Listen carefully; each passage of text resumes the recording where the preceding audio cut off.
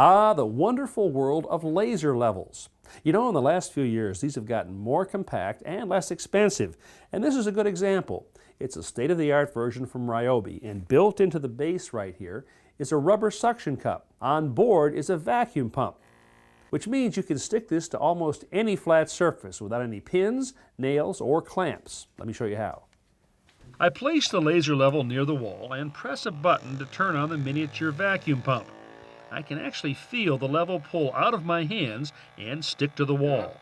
The vacuum pump continues to run, holding the instrument securely in place. I adjust the turret until the bubble tells me it's level. Notice how the laser line continues into the corner and onto the adjacent wall. To check for plumb, I rotate the head 90 degrees, again adjust for level, and now I have a perfectly vertical line.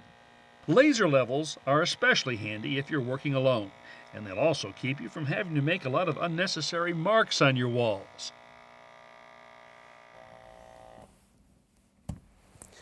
Well, I guess you could say that the laser is changing the way that we look at the world, including home improvement, and that's on the level.